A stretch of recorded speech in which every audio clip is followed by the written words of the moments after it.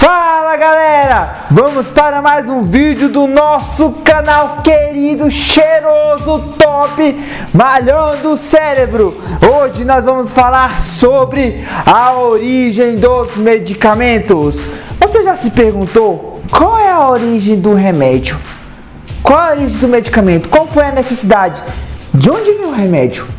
Qual o processo para o remédio ser remédio? Você tem curiosidade para saber qual é a origem dos fármacos?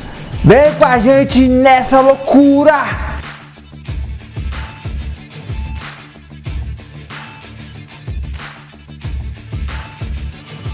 Bom galera, agora nós vamos falar sobre a origem dos medicamentos.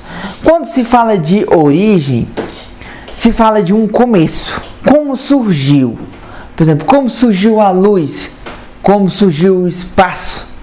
Como surgiu a água? Como surgiu? A origem fala de começo.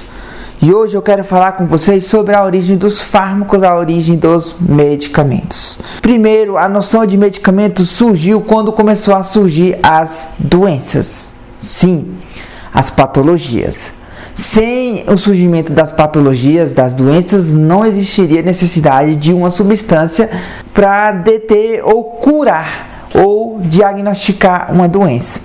Então, a gente sabe que a origem dos medicamentos se deu desde o início da humanidade, desde quando surgiu a primeira patologia, a primeira doença. Surgiu a primeira doença, já surgiu a primeira noção de ter que criar algo, uma substância para que aliviasse aquela dor, para que abaixasse aquela temperatura corpórea, para que contesse uma reação degradativa dentro do organismo humano. Então, a origem dos medicamentos se deu a partir disso. A palavra fármaco vem do grego pharmakon, que significa o extravasamento de impurezas. Por quê?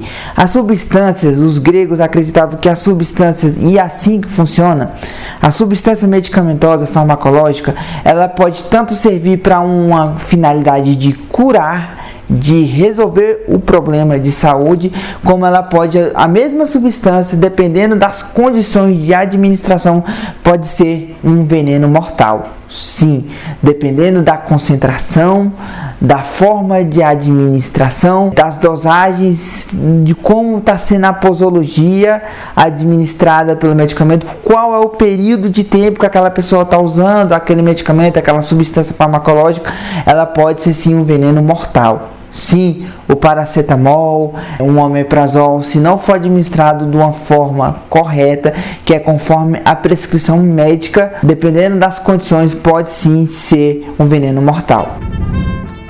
Quando a gente fala de medicamento, a gente divide o medicamento em três componentes. A gente divide o medicamento em veículo, recipientes e princípio ativo. Quando eu falo de fármaco, eu estou falando do princípio ativo. O princípio ativo é a substância que vai ter um efeito no organismo. Por exemplo, o paracetamol, que é usado para que as pessoas tomam, por exemplo, para quando está com dor de cabeça, está com alguma dor corpórea. A ação terapêutica analgésica de aliviar o sintoma da dor, a ação terapêutica no organismo do paracetamol, que é o princípio ativo. Eu vou dar um outro exemplo também. O diazepam. O diazepam, ele é um princípio ativo com ação no organismo ansiolítica, que contém os níveis de ansiedade, atuando lá no GABA, que é um receptor no cérebro. O princípio ativo é essa substância. Então, o fármaco ou princípio ativo, que é a mesma coisa, é uma substância química que tem um formato, muitas das vezes, tridimensional, que é administrado no organismo com uma forma, por exemplo, dentro de uma cápsula, dentro de um comprimido, dentro de uma pomada. Ele vai ser administrado e essa substância vai ter uma ação no organismo que vai provocar um efeito uma resposta biológica dentro do nosso organismo. Um paracetamol baixar a temperatura corpórea é a resposta biológica do organismo em relação àquele princípio ativo que é o paracetamol. Então é mais ou menos desse jeito. A origem dos fármacos, ela se dá desde os tempos mais remotos, como eu falei, a partir que surgiu a primeira doença, já se teve a necessidade de pesquisar. E os fármacos vêm das mais variadas fontes que nós vamos falar mais à frente. A origem dos fármacos. Um fármaco ele pode ser descoberto, um princípio ativo com ação biológica proposta, ele pode ser descoberto das mais diversas formas. Nós temos a triagem empírica, um exemplo.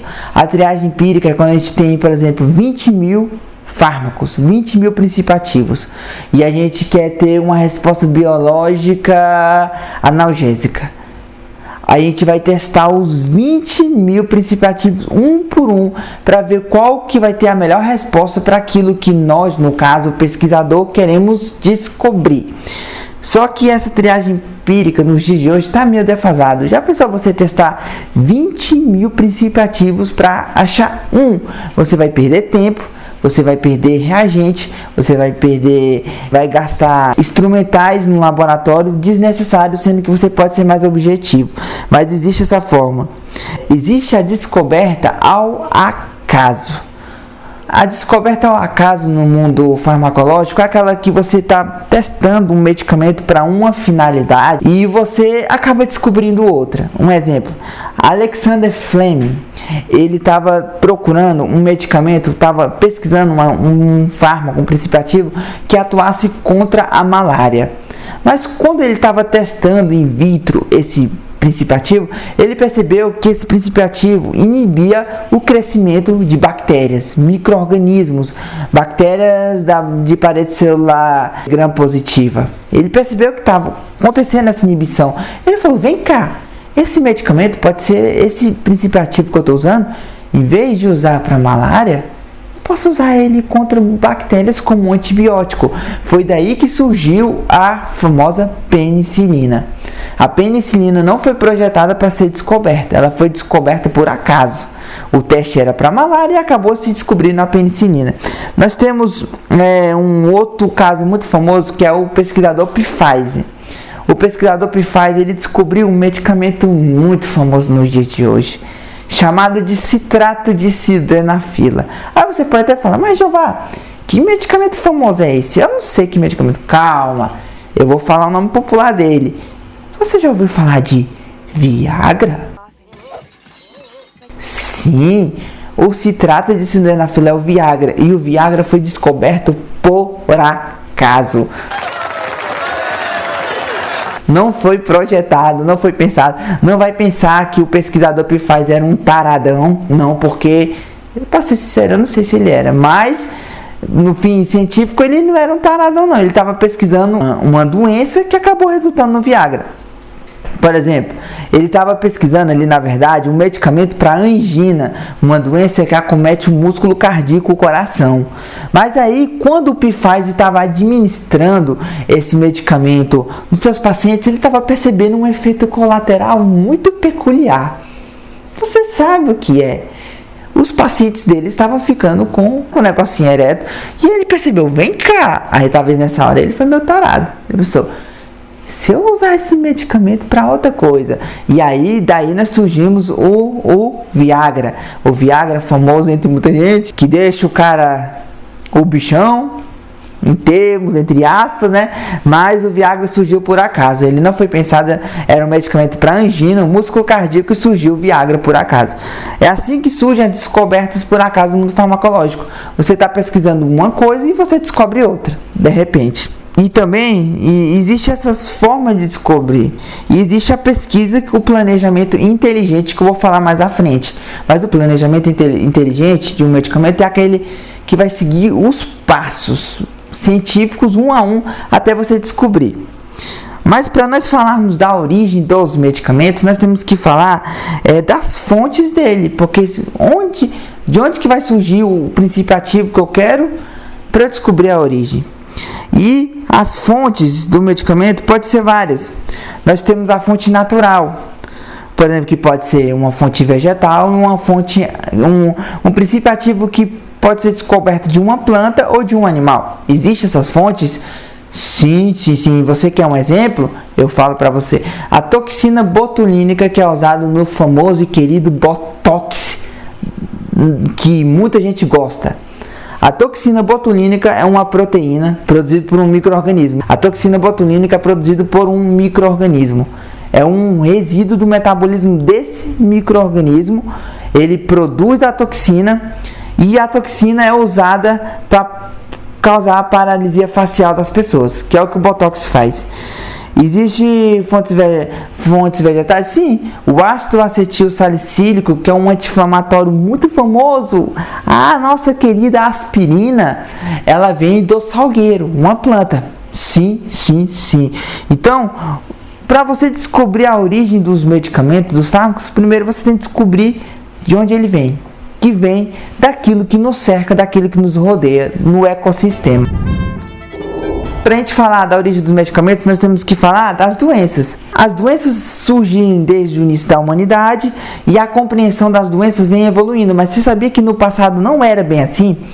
No passado, as pessoas acreditavam muito a doença num caráter espiritual. Eles acreditavam que quando uma pessoa era acometida por uma doença, aquela pessoa, na verdade, tinha um demônio no seu corpo. Sim, é isso mesmo. Eles acreditavam que quando uma pessoa ficava resfriada é porque um demônio tomava a posse do corpo daquela pessoa e aquela pessoa ficava doente. Sim, eles acreditavam muito nisso. E sabe o que eles faziam como tratamento disso? Aí o negócio fica feio. Eles passavam urina no corpo da pessoa doente, passava fezes no corpo da pessoa doente, batia de corda, de chinela, para tornar aquele corpo daquela pessoa inabitável para o demônio, e o demônio sair do corpo da pessoa e a pessoa ficar boa, sadia. Era essa a compreensão que as pessoas tinham. Doença? Demônio. Vamos meter a porrada nesse cabra aqui, meter a surra nele, que o demônio vai sair e ele vai ficar bom. Você já viu a noção? Sim, essa era a noção de doença no início. E aí, conforme as eras foi passando, a compreensão de doença foi aumentando. A ciência foi evoluindo, foi se vendo os aspectos biológicos, físicos da doença. A primeira que nós vemos é Paracelso. Paracelso ainda, a ciência não estava muito evoluída, mas eu acho interessante citar. Olha o que ele fazia. Ele ia na natureza e procurava alguma coisa que parecia com o local da doença para ele poder fazer um remédio a partir daquilo. Um exemplo, nós temos a flor de Verônica. A flor de Verônica é uma flor que tem um formato parecido com o olho. Paracelso era muito empírico esse conhecimento, mas vale citar porque ajudou na construção da ciência farmacológica. Ele via a flor de Verônica, isso aqui parece um olho. Eu vou fazer isso aqui, serve para doença oftalmológica. Esses talos aqui dessa planta parece com o fígado na concepção dele. Serve para doença hepática. Já percebeu esse açafrão? Ele é amarelo. Por ele ser amarelo, serve para desnutrição, serve para icterícia. Era muito empírico, era muito pouca ciência, mas ajudou na construção do conhecimento. E aí, nós temos na origem dos fármacos as formas de descobrir ao acaso. E agora nós temos nos dias de hoje o desenvolvimento inteligente, que é totalmente científico. O desenvolvimento inteligente é o que as indústrias usam, os grandes laboratórios utilizam. Primeiro, para você ter uma noção, quando você vai comprar um remédio numa drogaria, pode ficar seguro, porque o remédio tem qualidade, ele é seguro de se utilizar conforme o médico prescreveu. Primeiro, um laboratório, quando ele vai pesquisar uma doença para desenvolver um remédio, ele tem que escolher uma doença. Não tem como você querer trabalhar numa pesquisa científica onde você vai mexer com várias doenças, você não vai conseguir desenvolver nada. No campo da saúde, nós temos que escolher um alvo, um objetivo, uma doença para trabalhar com ela e pronto. E pesquisar ela, porque vai dar uma doença dá uma trabalheira muito grande. Para você ter noção, o desenvolvimento de um medicamento novo, em média, leva em torno de 7 a 8 anos para você terminar tudo. e botar um medicamento no mercado. Vai de 7 a longos 8 anos, se não for mais, aqui pode passar, isso é uma média. Mas primeiro você escolhe uma doença em si. Vou escolher epilepsia, vou escolher o câncer, vou escolher a hanseníase. Você escolhe uma doença. Depois você escolhe um único receptor do organismo, porque o medicamento, quando ele entra no nosso organismo, ele interage com os receptores do nosso organismo para produzir a sua resposta biológica. O princípio ativo, ele vai interagir com enzimas, canais iônicos, proteínas nas células. É a partir desses alvos que ela vai interagir e vai produzir a resposta biológica. Ele escolhe um único alvo e vai testar esse medicamento em direção àquele alvo. Depois, você vai começar a realização dos testes. Primeiro os testes in vitro, em animais, você vai testando no hamster. O coelho também é utilizado muito no campo da cosmetologia. Depois que você faz o teste em animal, in vitro, se for um antibiótico, você vai testar em micro-organismos, em meios de cultura. Depois você passa para os testes pré-clínicos, que são os testes pré-clínicos e os clínicos, que fazem parte dos testes já em seres humanos.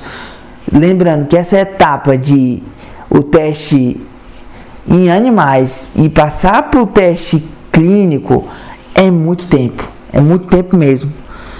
Você escolhe, então primeiro você escolhe a doença, depois você escolhe o receptor, que é aquele princípio ativo que você está pesquisando, vai atuar no organismo para produzir a resposta biológica.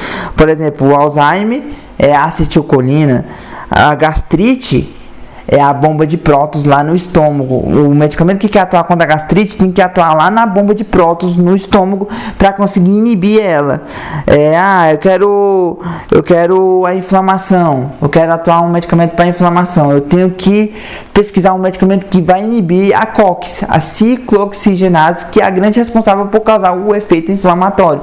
Então eu tenho que inibir ela para inibir a resposta inflamatória. É mais ou menos desse jeito. Você tem que ser inteligente na hora da pesquisa. Na hora da fase clínica, você vai começar os testes. Na fase 1, você testa com voluntários sadios. Você testa geralmente o seu princípio ativo em 20 a 100 pessoas. E sempre você vai monitorando toxicidade, efeito, reações adversas. Na fase 2, você monitora já no número maior, de 300 a 1000 pessoas, você vai testando aquele princípio ativo que você está pesquisando. Na fase 3, você testa de 1000 a 3000 pessoas e você vai anotando todos os dados. Vai comparando os resultados, vai comparando as reações adversas, qual é a dose tóxica, qual é a dose terapêutica, você vai vendo tudo isso dentro da ciência. Na fase 4, você testa em mais de 10.000 pessoas. Você vai testando, vai se voluntariando à pesquisa, você vai testando, até se chegar a um resultado um resultado preciso, que vai se repetindo e vai tendo uma frequência. Na fonte dos fármacos, para a gente falar de origem, a gente fala de onde que pode vir esses princípios ativos que compõem o medicamento que vai fazer efeito no nosso organismo. As fontes naturais, nós temos as fontes naturais, nós temos as fontes minerais, nós temos as fontes vegetais, as fontes que vem dos animais, que pode vir de micro-organismo, esponja do mar, vem de uma aranha, coisas do tipo. Nós temos as fontes sintéticas e semissintéticas. As fontes sintéticas é aquele medicamento que é produzido 100% no laboratório, 100%. A semissintética é aquela que, por exemplo, você extrai da planta, é uma fonte natural, mas você leva aquela extração da planta para o laboratório, você faz uma modificação, já não é natural 100%, ela é semissintética. Por exemplo, vamos dar exemplos. Das fontes minerais, nós temos, por exemplo, o carbonato de sódio, nós temos o fluoreto de sódio, nós temos o manganês, que é um metal que está na enzima catalase do organismo. Nós temos o óxido de zinco, que é um outro medicamento que vem de uma fonte mineral, que ele tem ação anti-inflamatória, ou seja, provém dos minerais e tem uma ação no nosso organismo, no organismo dos seres vivos. Nós temos os produtos naturais vegetais, Nós temos cerca de 250 a 500 mil espécies no mundo de plantas catalogadas, e sendo que os cientistas dizem que apenas 5% da população vegetal mundial que está catalogada, ou seja, é muita planta com muita substância ativa que tem efeitos benéficos no organismo dos seres humanos.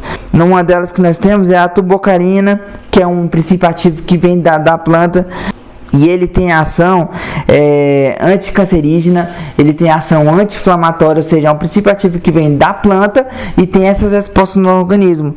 Nós temos um outro exemplo, como eu já citei anteriormente no início do vídeo, o ácido salicílico, que tem ação anti-inflamatória e vem do salgueiro. O salgueiro, que muitas das vezes sua avó tem no quintal. E ele tem esse princípio ativo anti-inflamatório que faz a aspirina, por exemplo. Nós temos também fontes animais, como eu já citei anteriormente, o Botox. O Botox, que vem de um micro-organismo chamado Clostridium botulinum. Esse micro-organismo produz essa substância que paralisa a nossa face, porque ele interfere na sinapse que corre pela face, porque o rosto só mexe assim, ó. Só mexe porque uma sinapse do cérebro corre pelos músculos da face e permite a face se mexer. Isso mesmo. Mas essa toxina produzida por esse micro-organismo paralisa. Ele inibe essa sinapse. Aí a pessoa não consegue mexer a testa dela. E nem a face, evita a formação de rugas. Nós temos a penicilina, que é produzida num fungo, como eu falei lá no início. Alexander Fleming, ele estava testando essa substância contra a malária inicialmente, e o fungo produziu a penicilina, essa substância que inibiu o crescimento de bactérias. Então, o fungo da família penicilina produz a penicilina que combate as bactérias e forma o antibiótico penicilina. Nós temos a substância lufarolido, é uma substância produzida pela esponja do mar que tem uma ação anticancerígena, ou seja, uma esponja do mar. O Bob Esponja tá lá embaixo brincando com o Patrick, e o Bob Esponja, a esponja do mar produz a substância lufarolido, que pode ser usado como um princípio ativo contra o câncer. Ou seja, o mundo que nos rodeia é uma grande fonte de medicamentos novos que podem surgir no futuro através de pesquisas contra doenças que são consideradas até então incuráveis. Nós também temos as fontes sintéticas. As fontes sintéticas são aquelas produzidas 100% no laboratório. Elas são oriundas de modificações moleculares. Por exemplo, vou dar um exemplo. A gente pega o princípio ativo do diazepam e faz uma modificação. Pega um cloro e bota um oxigênio no lugar do cloro. Aquela substância já vai ter uma outra resposta biológica. E assim, sabe o que faz em grandes laboratórios? Vão brincando, vão modificando aqui, faz uma modificação aqui, porque uma mesma substância química que tem uma ação terapêutica, ela pode ter uma ação terapêutica totalmente diferente se ela for modificada. E isso que os grandes laboratórios estão fazendo hoje, trabalhando com as fontes sintéticas dentro dos laboratórios, dos grandes laboratórios científicos. Então, a origem dos fármacos é essa. Eles surgem a partir do que nos cerca, do que nos rodeia. Eles podem surgir de plantas, animais, vegetais, minerais, assim como eles podem ser tirados de uma fonte natural e pode se transformar numa fonte totalmente sintética a partir do laboratório. Sabe que os grandes laboratórios estão pesquisando novos princípios ativos, e precisa pesquisar porque todos os dias surge uma doença nova. É aí que entra grande parte do nosso curso, os farmacêuticos da vida, que pesquisam essas substâncias, essas moléculas, trabalham com isso, com a posologia.